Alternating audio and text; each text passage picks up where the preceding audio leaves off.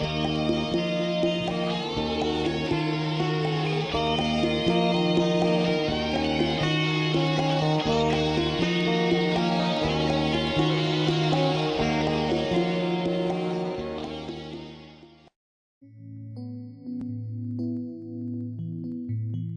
the history of the Law of One series, the Law of One was channeled by three people: Don Elkins, Carla Rucker, Jim McCarty.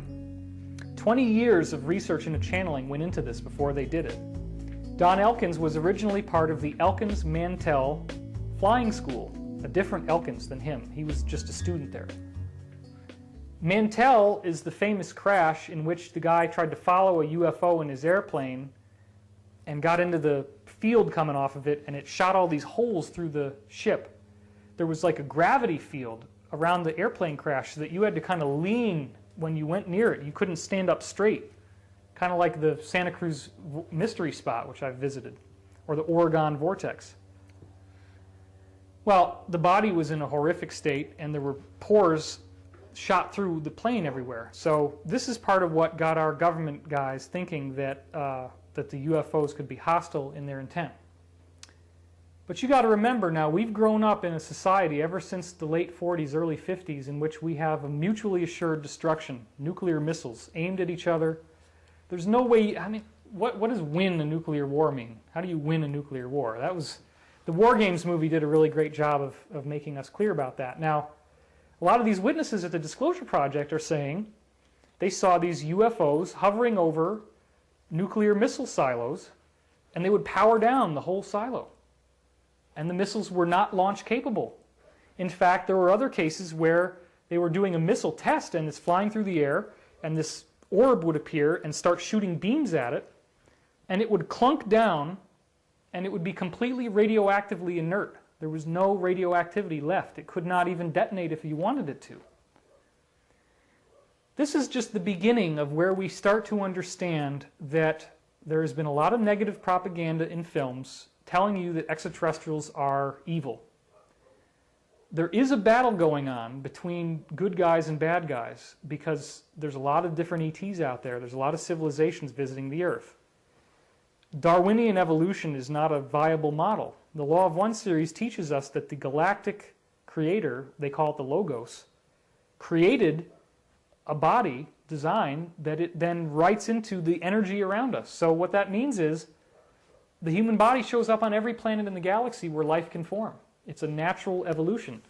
Some might get there by an insect, some might get there by a lizard, some might get there by mammals like we do, some might get there by cetaceans, some might get there even by vegetation, apparently. Now this very crazy idea that, you know, trees could detach and walk around, and I realize it would probably be ridiculous to most people, but if you start getting into the idea that life is a field, it explains a lot of very strange things. For example, research has been consistently done on the fruit fly known as Drosophila, in which they alter the DNA so that the eyes don't form. It's a mutant without eyes. No matter what they've done ever to mess with the Drosophila's DNA, after 5 generations the eyes come back. There's another plant that's been used in laboratory studies for 25 years. They mess with the plant.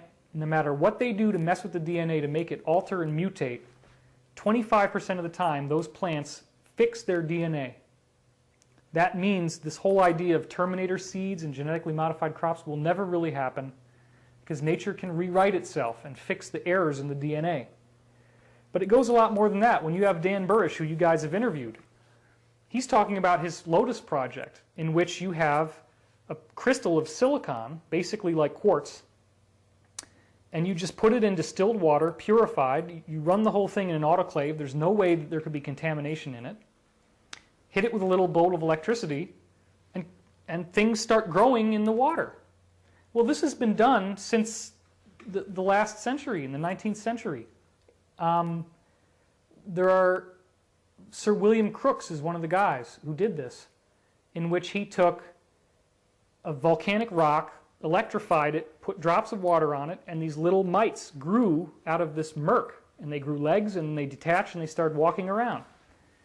There are other researchers, mostly from the Reich camp, the Wilhelm Reich, with the orgone stuff, Because Reich was demonstrating this over and over again in the laboratory. Now, his research has been criticized. He calls it bions. He says that there's these little corpuscles of energy that form living things.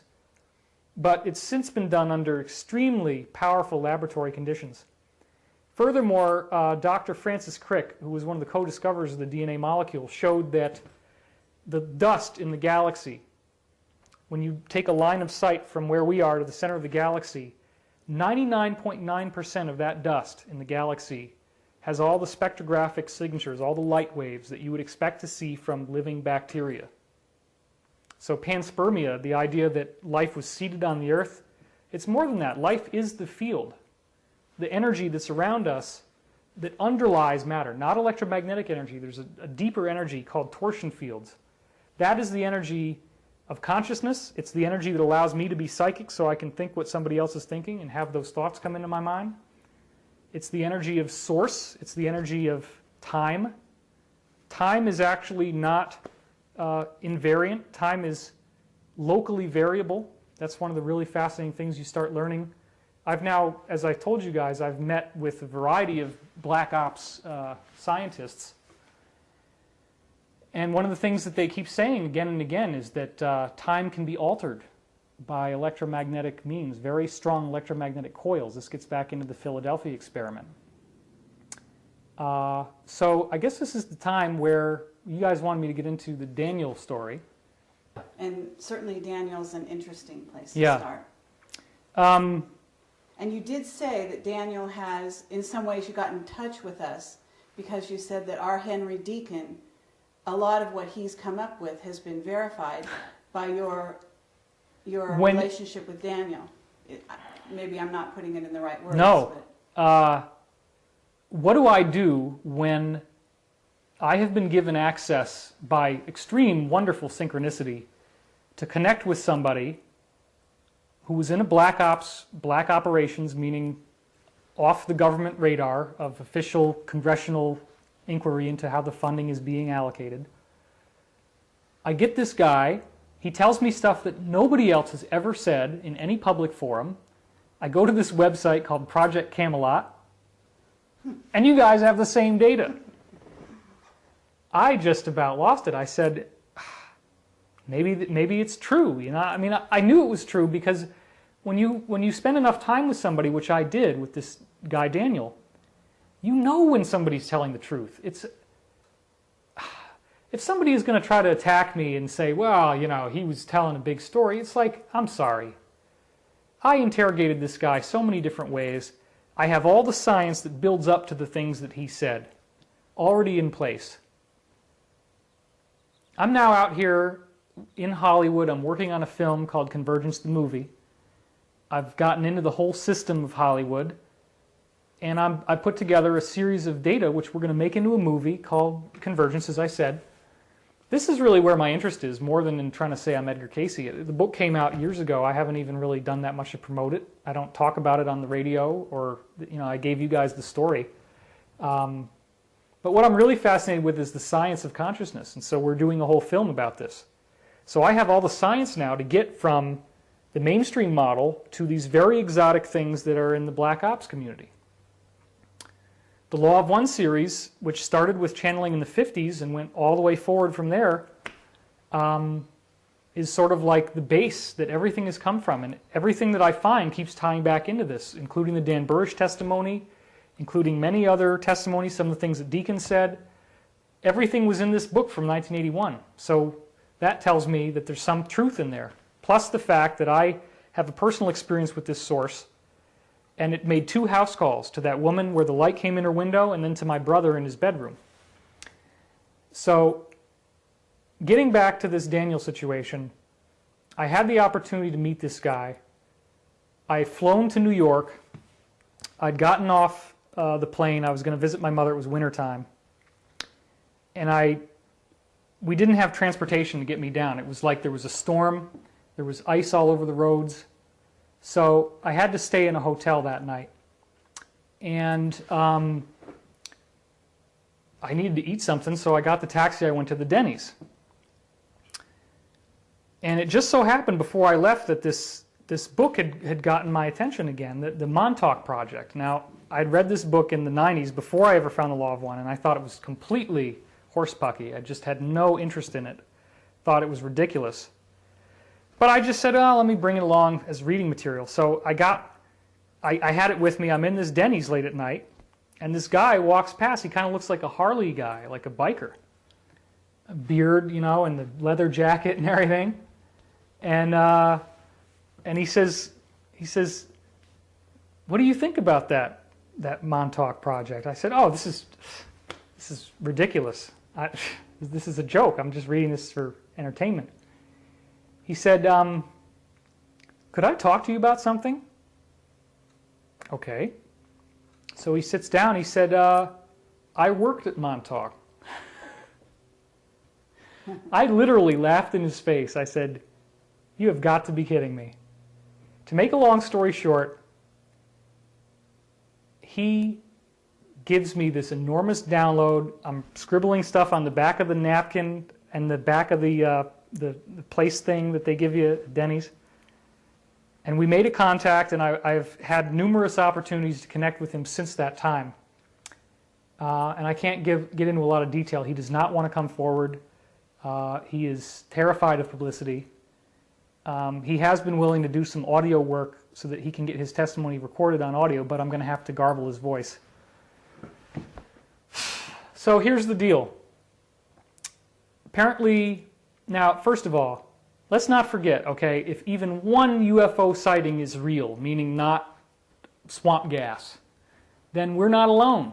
And there are UFOs. As soon as you accept that, you have to also accept the fact that they can materialize and dematerialize. So they're winking in and out of our reality somehow. Well, how would they do that? Apparently, the answer is in the seat.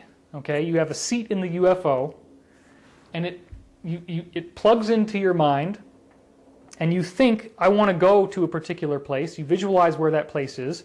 This vortex opens up in front of your ship. Your ship flies through the vortex closes behind you, and you end up going where you need to go. So what happens if a disc crashes and our government guys pop the seat out of the UFO and then start tinkering with it? And then what happens if they get help from a particular group of extraterrestrials from Sirius, apparently, and the ETs are telling them, yeah, well, you know, design this coil and build this way and build a big octahedron, like 2 Egyptian pyramids top to bottom. And that's your main antenna. So, to make a long story short, it took a number of years, but there were a series of progressive steps that led to the ability to bring this chair online so that it was fully functional in its intended purpose. The chair had, this is all stuff. Now, Daniel got hired in at this job. He was an Air Force captain, and he was given a rote sentry position at this place, kind of like a guard, but he also had a variety of tasks that were to be performed. He did not know what was going on. But what happened in the early days was he was in the cafeteria eating his lunch or whatever, and you'd see over in the corner of the room, it would start to burble like a mirage. And then you'd see something that shouldn't be there, like you might see through the wall into the other room. Or you might see a field with green grass or something. And sometimes it would be up near the ceiling, and you know, sometimes it would be in the floor. So it turns out that everybody talked to the janitor. The janitor had somehow gained everybody's confidence. So he started having these meetings with the janitor. The janitor started to tell him what was going on. Now, gradually over time, he apparently was indoctrinated and got fully knowledgeable about what was going on. This was an abandoned military base at the far out point of Long Island called Montauk. He did say that the first book in the Montauk Project series was authentic, that pretty much everything in the book is true. He then went on to say that every book since then has been increasingly distorted and not truthful. He knew Al Bielek, he knew Preston Nichols, he knew Duncan Cameron, he knew Stuart Swerdlow. All these guys were there. Duncan ran the chair the best. Duncan was the guy that could run the chair. He had some experience working with the chair. He said that they originally tried to build one reverse engineered, and then that didn't work. They eventually had to go back to the original design, use the actual real chair, not a one that they'd rebuilt. There was something about these Helmholtz coils that had to be altered. So basically what happens is you're in the chair. There's 22, I think he said 22, basic wavelengths that the chair creates that are like your mind waves, your brain waves. And from these 22 wavelengths, all other waves come from your mind. So when you sit in the chair, they would have you go into what they call the quiet point. And this is a point where your mind is perfectly still. Now normally, if you go in the chair and your mind isn't quiet, the waves are going to be, fluctuating all the time. You go quiet and the waves will sort of stop and go to like a fixed point like this. Well, out of the 22, if you have a wave that looks like this, the idea is to get it to go flat. So they would zero out the chair, as it's called, 22 knobs, 22 waves, and you flatten out all the graphs once they get flat. Duncan Cameron apparently was the only person who could get everything perfectly zeroed out, perfectly stable. There was an extremely, extremely enormous power supply that was required to run this chair. It was a non-standard frequency. It was not alternating current 120 hertz. It was some weird decimal point number of hertz that they had to run through the chair. But what would happen is that consciousness would create matter. They found that you could think about an object, like let's say you thought about a particular wooden chair and you visualized the chair would start forming in the room. First maybe very shimmery and sort of like you couldn't even see it, and it would harden up. Depending on how much thought energy you put into it, it would stay solid for a period of time, and then it would dissipate and sort of disappear back into the background. Then they started to find out that if you thought about a particular place, that there would be an opening that would appear and you would go to that place. You could send somebody through it and then they could walk around in there for a while and other people could see them. It was like they were there. And then you'd have to have the person in the chair physically pull them out with conscious intent to get them back out. Now, they did do a lot of experimentation. They sent innocent people through and they were killed. Some of these were street tramps. Some of these were homeless kids. Apparently Swerdlow was responsible for recruiting a lot of the kids. I believe it's possible people can change. Daniel doesn't. He talked about Al Bielek. He said Bielek was a big storyteller, always, had some funny thing going on. Daniel claims he himself never went through the vortex. At some point they realized that they had gone to a place that was not the present, that they had traveled through time. They got very excited about this. Now this is where it gets really strange. It just gets stranger and stranger. Supposedly we have a body that they call the transient body, and then we have a physical body. The transient body is what New Agers would call the astral body. At the point that you're first conceived is called your zero-time reference, or ZTR. That moment is where you have contact with this place called zero time. Now, the physics model goes like this. If you can imagine space-time like a sheet, everything above the sheet is the world that we inhabit, the reality that we inhabit. Everything below the sheet is this three-dimensional reality that's kind of like where antimatter is. It's like the astral plane, mirror image of where we are now. As you accelerate through space, you start curving space. And eventually it curves around in on itself like a donut. And that's a torus. It's called a torus. If you keep on going, the torus unrolls. Now, because of what I've told you with this sheet thing, you got time in here, space in here. Time is three-dimensional, space is three-dimensional up here. As the sheet curls in, you get time on the inside of the donut. But then as you keep going, the donut unrolls in the other direction. And the time that was down here unrolls and becomes your space. So you're now in a three-dimensional world you can walk around in, you can inhabit, but it's out of phase with our reality, and people in this reality wouldn't see you. You disappear. So this is apparently what was done inadvertently with the Philadelphia experiment. The Philadelphia experiment started with tests that were done on very, very high intensity welding, arc welding of naval vessels. and they had these enormous pieces of steel that they're welding together. They blast it with electrical energy at a very high frequency, and they started to notice that tools would disappear after this, and they couldn't find them. They finally filmed it, and they found that when they blasted this arc welding thing, that there would be this big black hole that would appear in the room. And they discovered that, in fact, it was dematerializing objects and that they wouldn't come back. So this is what led them to do increasing amounts of research, discovering that electrical energy is one way that you can sort of pop this hole between space-time and time-space and get through to this realm down here. Well, they tried to send a ship of sailors through. And unfortunately, apparently there was an inconsistency in the hull. The ship's hull was kind of used like an antenna to allow this energy to form around the ship properly. They put coils on the ship, and there were coils offshore.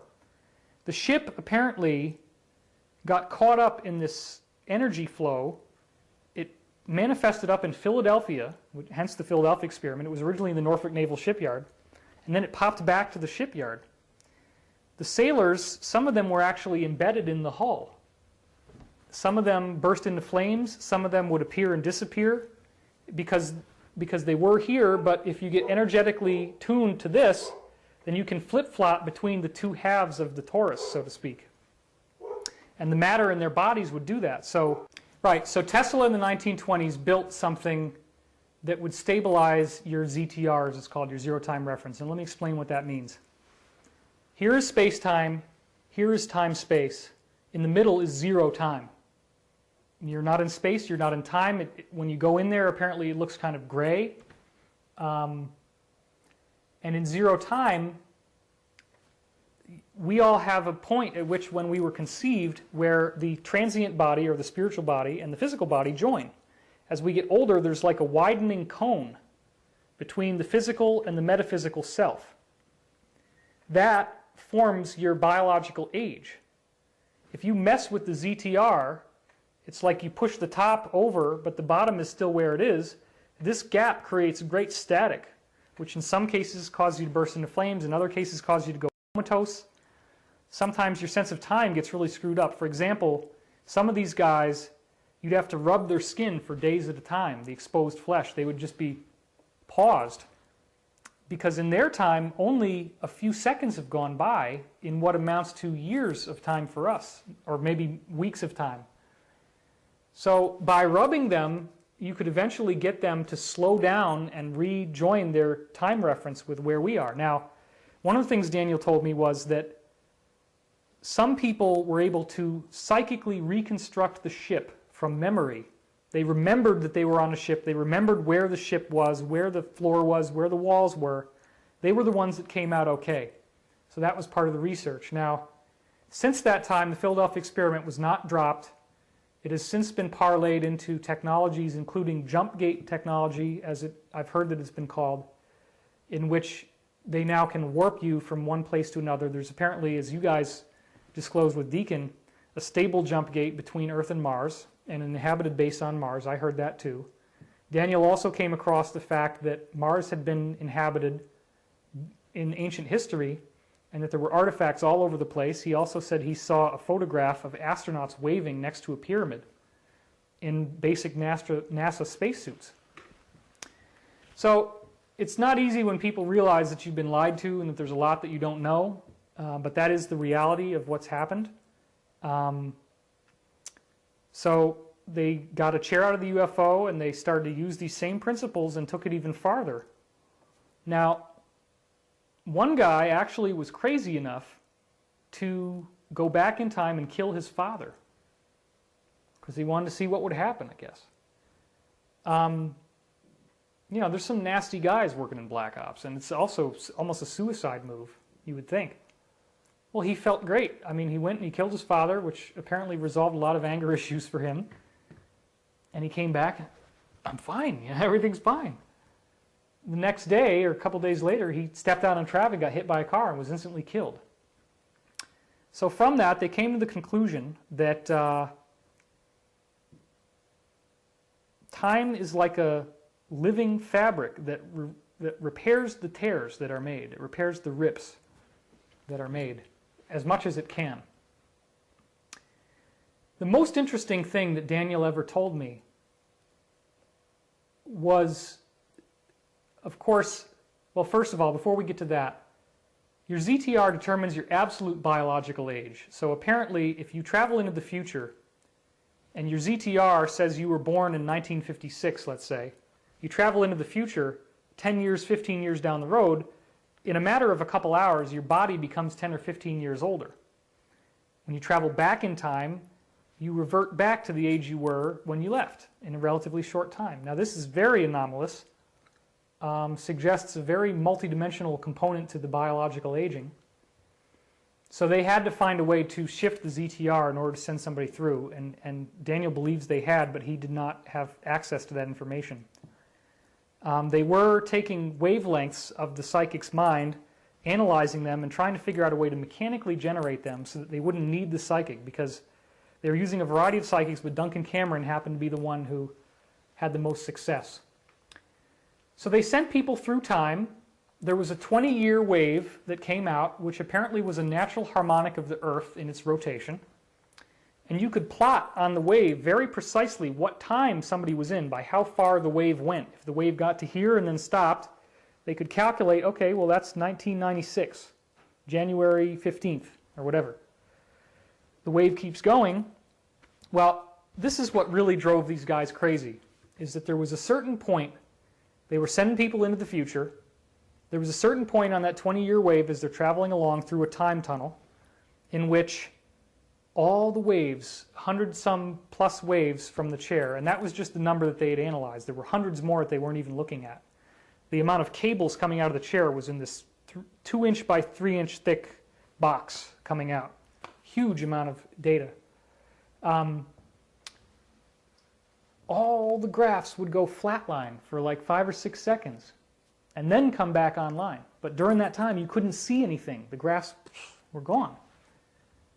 Well, then they asked the people, what happened to you during this time? And they said, it's the most fantastic thing I've ever experienced in my whole life. It was like I'm one with the galaxy. I could be a star, I could be a planet, I could zoom in on a planet. I had access to all knowledge there ever was to know. I could be a subatomic particle, I could be an atom, a molecule. I could fly anywhere, do anything, know anything, be anything, and it seems like there's no time, it just goes on eternally. It's absolute ecstasy, it's the most wonderful thing I've ever experienced in my whole life, and you do not want to leave. When you first hit it, it's like hitting a really intense bump, like you slam into something. So they called it the bump, or the discontinuity. And the experience of going out of the reality that you know, they called it the full out, that you would have this full out experience. So then all the graphs went silent, drove these guys crazy because they wanted to be able to replay that part and analyze the waves, but they couldn't. So then they're looking at the timeline, and they look at this 20-year wave, and they find out exactly how far it went right up until everything goes flat, and it was December 21st, 2012. So here we get into your whole 2012 thing. Well, the Law of One said something was going to happen in 2012, the channel material I was talking about before, and when Daniel starts telling me this, I'm aware that this is not a guy who's lying, because there were too many things that I asked him, I cross-examined him, I met him on multiple occasions. And then when you guys came out with your Henry Deacon testimony, it really was fascinating. So before we go any further, I want to make sure I mention my website. My website is divinecosmos.com, divinecosmos.com. And you can read about more of this testimony, more of all this kind of stuff I'm talking about. There's audio interviews that I've done in an archive.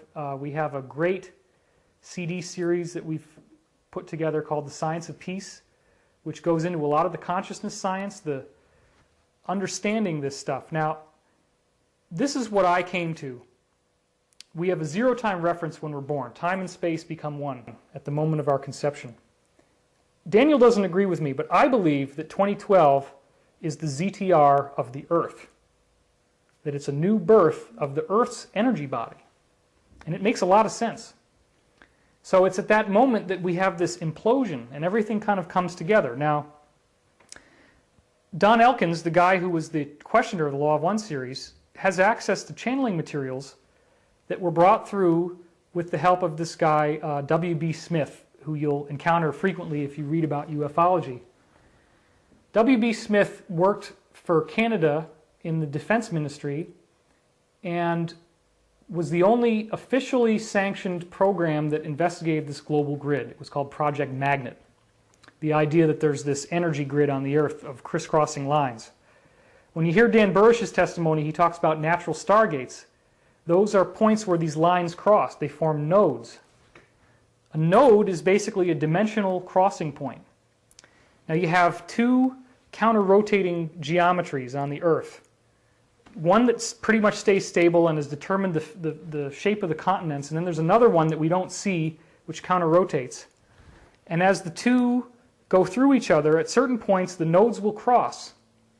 If those node points cross together and you have a favorable planetary alignment at the same time, you get this surge of energy in which space-time and time-space, there's that crossing point briefly. The Bermuda Triangle is a natural stargate. If these two grids cross over each other, the nodes connect, the alignment is right, then you can end up flying through this vortex and fly clear into time-space and end up not in our reality anymore. The reason why all this stuff is important is that 2012 literally represents a vortex activity across the entire Earth. That's what my research has conducted, that I've concluded from the research. Every person on Earth, except for maybe some of the people that are on the negative spiritual path called service to self, but almost everybody on Earth is going to go through this vortex experience, which is an ecstatic thing. It's not a terrifying or painful event at all. It's similar to how the full out happens. Our whole planet goes into that. Now, I read about ascension and all these things for a long time, and I said, how could this be possible? How could something like this happen? There would have to be a massive surge of energy in the solar system that would be demonstrating this. The work that W.B. Smith was doing in the 50s with people who were contacted by UFOs shows that they had information coming through from channeling, which was very accurate. Smith had a list of 200 questions, specific questions about UFOs, and he only took the people where the channel answered every question the same way. And sometimes the questions were a little bit different, and the channel would say, well, that's because the person is a Christian and they're biasing it with their religious beliefs. Something like that. Anyway, all these channels said the same thing, and one of the things that they kept saying was the whole solar system is going to get charged up with energy. You're going to see all the planets changing, and you're going to see a transformation occur. Earth changes, cataclysmic changes will seem to be happening, but then there's going to be this big energetic event, and the Earth will be propelled into a golden age. There is what's called a three-way split when this happens. Some people stay on the positive path. Those are the people that stay with the Earth. The Earth becomes fourth dimensional activated. When you have an out-of-body experience, which I've done, you fly up into the sky, you go above a certain point, it's kind of like a ceiling. For a long time I couldn't get past the ceiling. It drove me nuts because I wanted to go into space. And I couldn't get past the ceiling. Well, eventually I was able to do that, punch through. You punch through the ceiling and there's a new Earth underneath you. And you fly up again and you punch through another one, there's a new Earth again. And there's buildings and there's cars and there's people, and these are like the afterlife planes where people go after they've physically died. You go high enough, you go up to the seventh one, and it's all like Stonehenge, and there's all these people walking around in robes and headbands, and they're all very friendly to you, and they say hello, and they know that you're there, but they're really kind of surprised to see you. And I've been there a couple times. And then if you go past that, then you go out into space, and typically you end up, finding yourself on a UFO pretty quickly, because they see you and they find you, and you hang out and talk to the ETs, and most of them are very friendly. I've never really had a negative ET experience myself. I know other people have, but so to make a long story short, there's a plane that is concentric with the Earth as a globe, which would be up in the sky, probably even above the altitude you're flying at when you're in an airplane. And that's going to be where people live who are on the positive path as this happens. Now, it does get a little evangelical sounding. The Christian prophecy, Jesus, mentioned something that they call the rapture. There are lines in the book of Daniel talking about where there are two, then there shall be one. Two shall be walking in the field, then there shall be one. Two shall be making wine, then there will be one. All this stuff. But you got to remember, Christianity is not the only religion that has this prophecy. It runs through Aboriginal prophecy, Hindu prophecy, Buddhist prophecy, Native American prophecy. Pretty much, you know, the Ragnarok is the Celtic legend. Pretty much any ancient wisdom teaching you find says something discontinuous, spontaneous, and amazing, leading to a golden age, is going to happen on the earth. I don't think that this pole shift thing will happen until after this happens, and most people will have popped through it before the pole shift ever occurs. Now, again, this is really lunatic fringe stuff. However, I did the research. I looked through countless reams of websites and printed them out. I have a huge bookshelf we could film if we have time to show you all the research I did. NASA studies, again and again, showing every planet in the solar system except for Mercury, but the Sun, Venus, Mars, Earth, Jupiter, Saturn, Uranus, Neptune, Pluto, all of them are having massive climate change. They're getting brighter, they're getting hotter, the magnetic field is growing larger. In some cases, like Saturn, they're rotating at a different speed. You did all this research for Richard Hoagland, isn't that right? That's correct, yes. And actually are working with Hoagland. That's correct. On this, and he's published some of your research.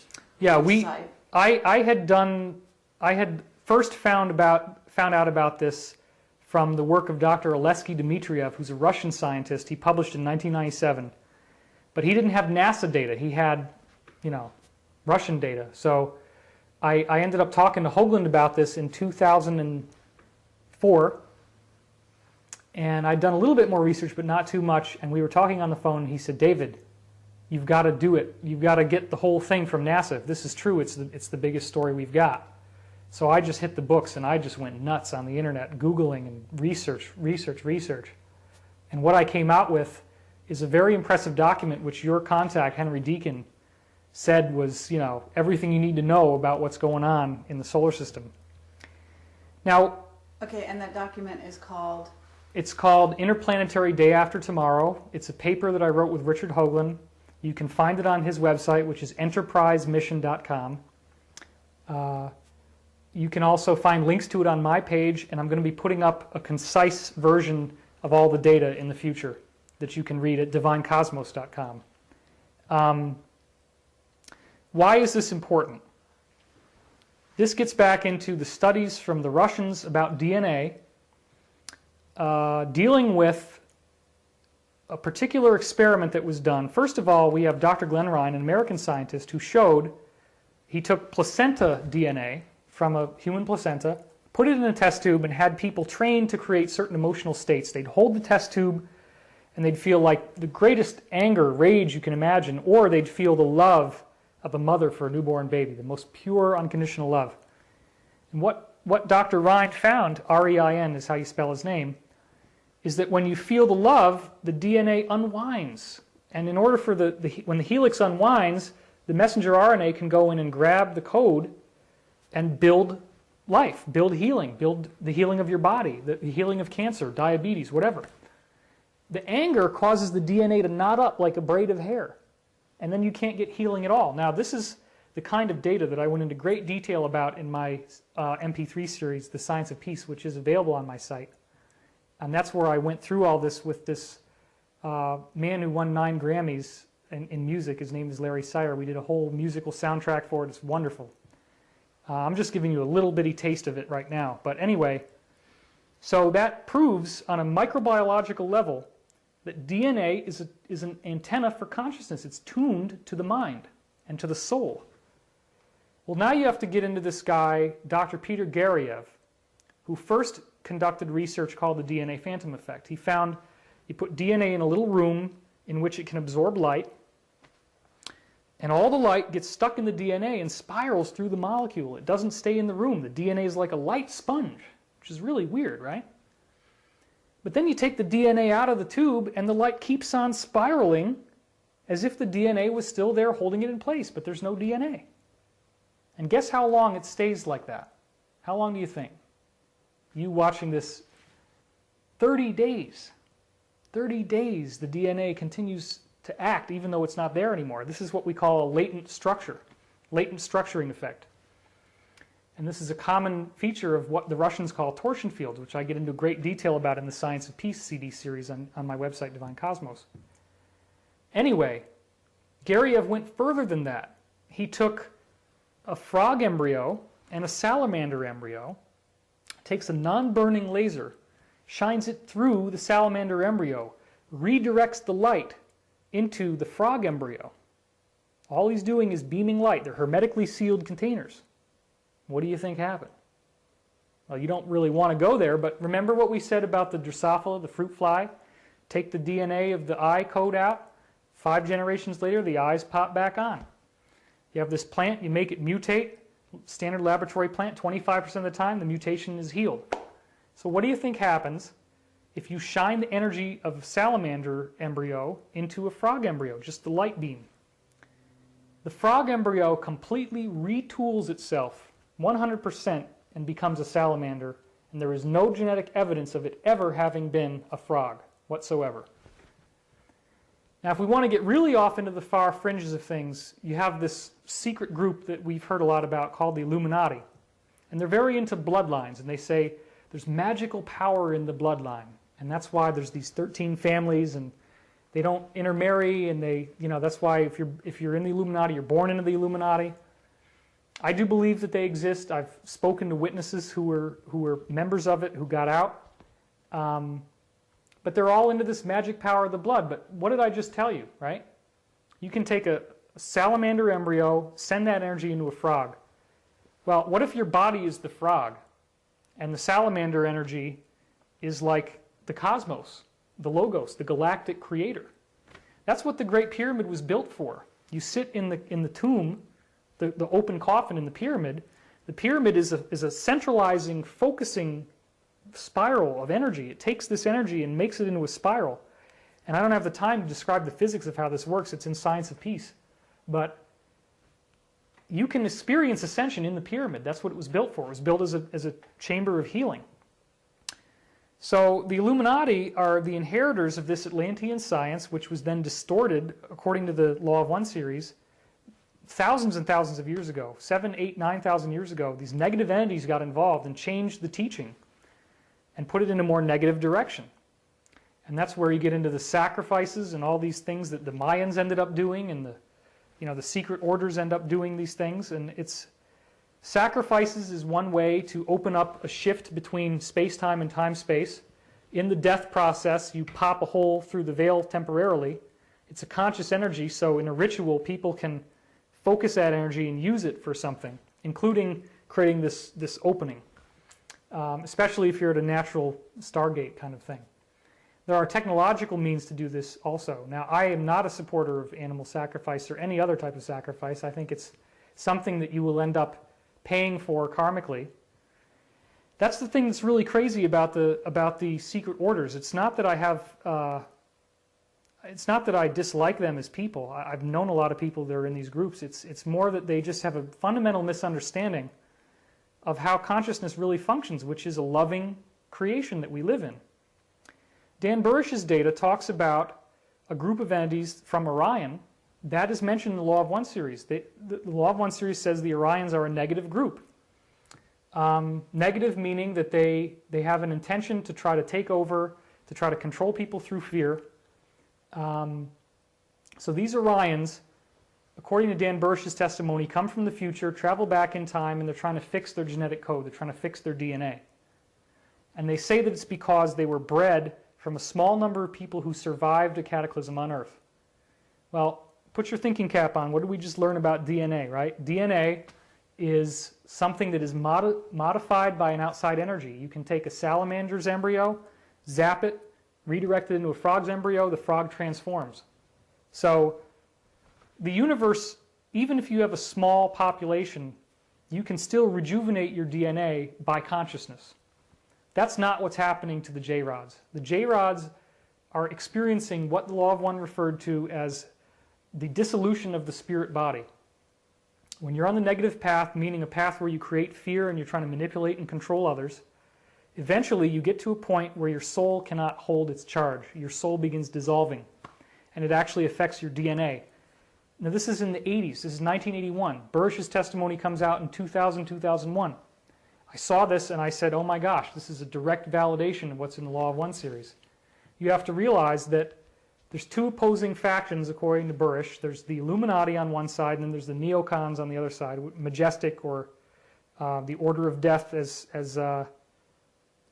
Alex Jones just called it in his documentary, which is now #1 on Google video at the moment. So you have two groups.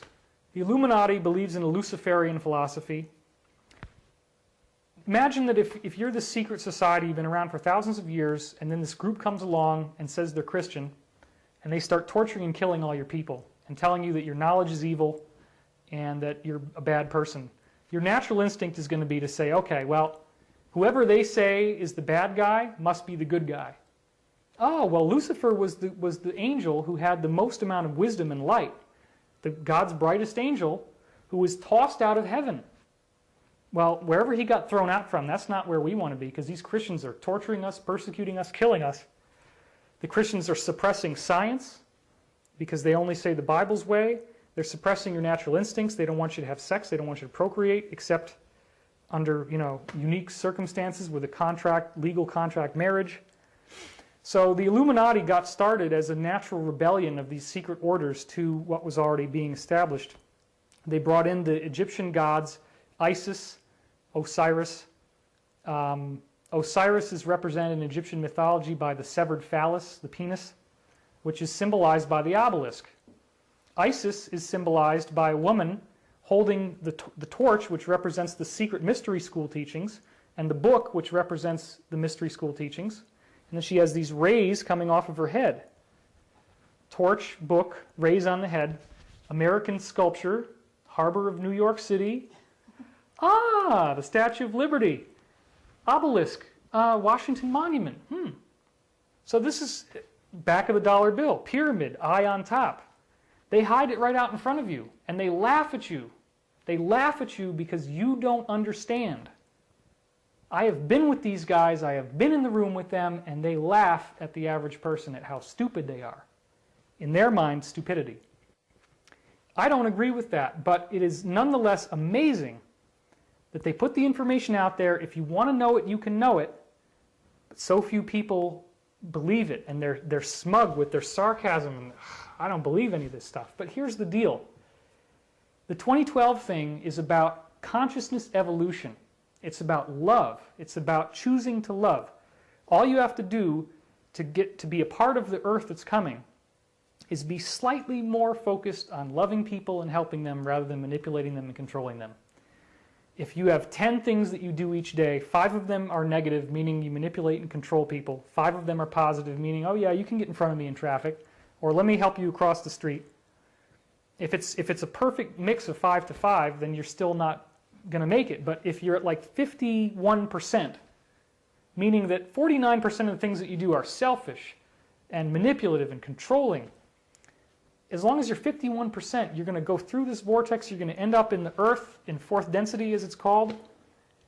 How am I supposed to rectify it? When I get to LA, 7 years after I did these tapes, I had 20 tapes, 25 or more tapes that I hadn't transcribed. I was in a bad relationship and I just stopped transcribing. You remember the stacks of tapes on my desk, right? 7 years later, my dreams are saying, you got to transcribe these tapes now. I'm in Hollywood. I'm working on a movie. 7 years ago when I did this channeling, I was living in the loft of a barn, working in construction. I wasn't even making enough money from my readings to do it full time. It was like 1998 and early 99. I sit down, I start transcribing these tapes from 7 years ago. They're talking about 2012, they're talking about ascension, and they're also talking about my being in LA, my working on a film, all these things. It's the names of the people I'm working with, the cat that the guy, our editor, had, all the personalities, even to the point where I had these sweet potatoes I bought at the health food store, and they went to sprout on my refrigerator. And then I go back to this tape from 7 years ago, and it's describing sweet potatoes going to sprout on the top of a refrigerator. 7 years from then is when this happened. we have 7 years from now to 2012. I get readings where they're saying what my future is 7 years in the future. In the same reading, they're saying what's going to happen after 2012, that we're going to have this world that's 100 times more harmonious than what we're living in now. This is a world in which you can levitate yourself, you can manifest instant healing, instant telepathic communication, nobody can keep a secret.